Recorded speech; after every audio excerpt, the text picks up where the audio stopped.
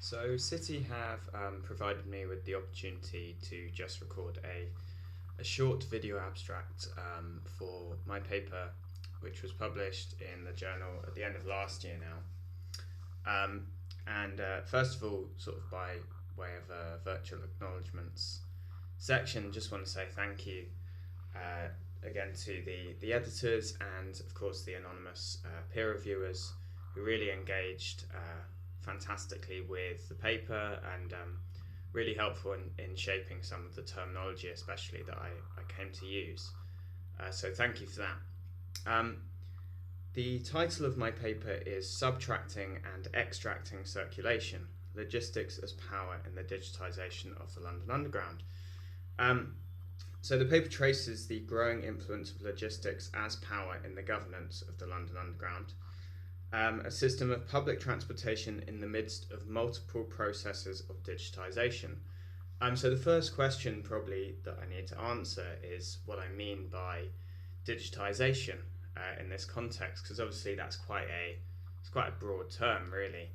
And what I'm referring to here is really a range of processes that refer both to kind of upgrading of technical systems to do with the trains and other kind of technical elements on the network.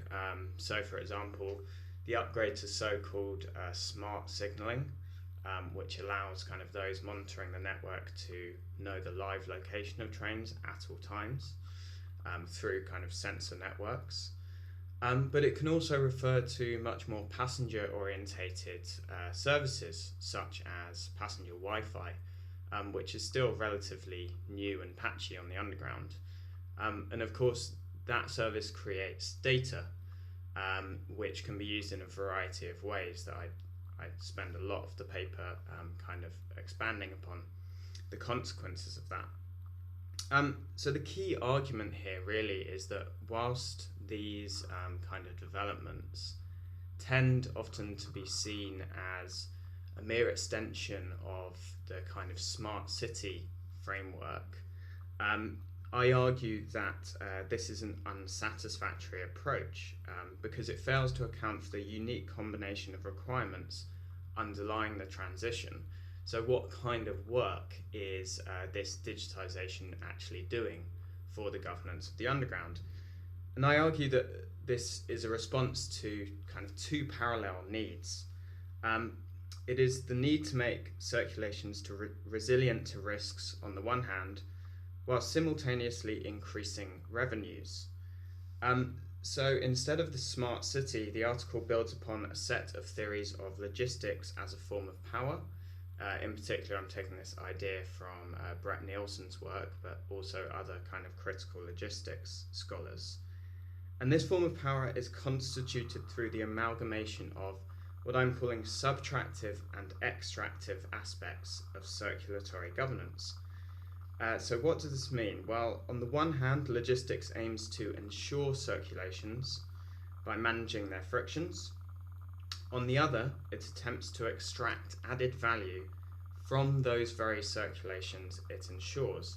So from the actual process of circulation rather than merely circulation as a means to an end, as a kind of abstract system that gets people more efficiently from one place to the other. What they're talking about with logistics is how you actually extract added value from within circulation.